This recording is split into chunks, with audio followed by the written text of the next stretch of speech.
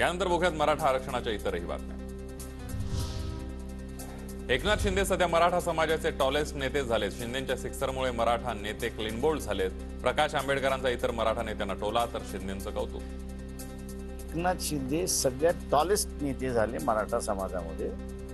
त्यांनी सिक्सर मारला आणि त्यांच्या सिक्सरमुळे उरलेले सगळे मराठा नेतृत्व जे आहेत ते बोल्ड आउट झालेत, अशी परिस्थिती। एकनाथ शिंदे हे इतिहासातलं सगळ्यात मोठं ढोंग, राऊतांची टीका। तर उद्या कुणी वंचित पक्षावर दावा सांगितला तर प्रकाश आंबेडकर मान्य करतील का, राऊतांचा सवाल। ही ढोंग आणि खोटेपणाच्या मागे कधी उभे राहत नाही। शिंदे जे आहेत राज्याचे मुख्यमंत्री, ते इतिहासातलं सगळ्यात मोठं ढोंग आहे।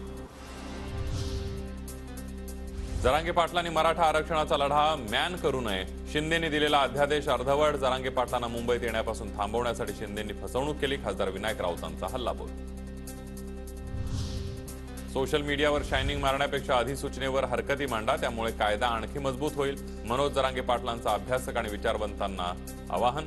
काही अभ्यासक विचारवंत मराठा समाजामध्ये गैरसमज पसरवत असल्याचाही आरोप। बघा, आता शेवटची तुम्हाला हात जोडून विनंती, तुम्ही मागं मांडण्यापेक्षा सोशल मीडियाला उगाच शायनिंग मारण्यापेक्षा लोकात गैरसमज पसरवणं, लोकात होतच नाही गैरसमज तुमच्याबद्दल, लोकांना माहिती सगळं, पण तरी बी तुम्हाला विनंती माझी सगळ्या अभ्यासकांना, सगळ्या तज्ज्ञांना, वकील बांधवांना, जे जे अभ्यासक असतील त्यांनी आपलं म्हणणं ताकदीनं तिथं मांडावं।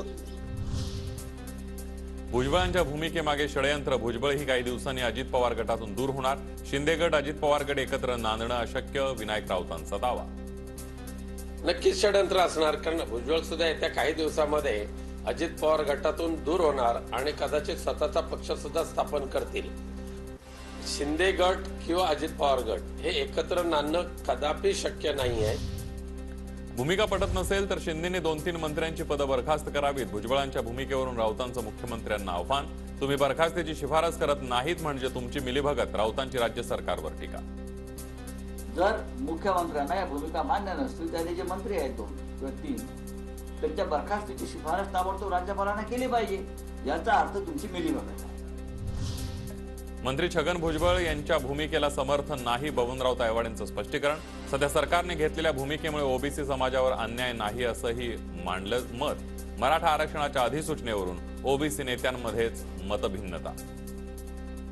त्या अभ्यासांती मी जो अभ्यास केला त्याप्रमाणे ओबीसीवर कुठलाही अन्याय झालेला नाही, हे मी जबाबदारीपूर्वक कुठेही सांगू शकतो। संपूर्ण कार्यकारी मंडळाशी, जिल्हाध्यक्षाशी चर्चा करत नाही आणि यावर सखोल विचार करत नाही तोपर्यंत सध्या तरी आम्ही कुठल्याही प्रकारच्या आंदोलनाची भूमिका घेतलेली नाही। गटतट सोडून ओबीसींनी एकत्र येऊन शक्ती दाखवण्याची वेळ, छगन भुजबळांचं ओबीसी समाजाला आवाहन।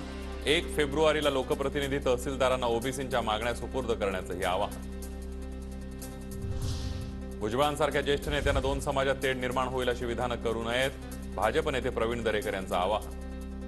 भुजबळांसारख्या एका जबाबदार नेत्यांनी अशा प्रकारे समाजामध्ये जातीय तेढ निर्माण होईल याला खतपाणी घालून मंत्री म्हणून भूमिका घेणं त्या ठिकाणी योग्य ठरत नाही।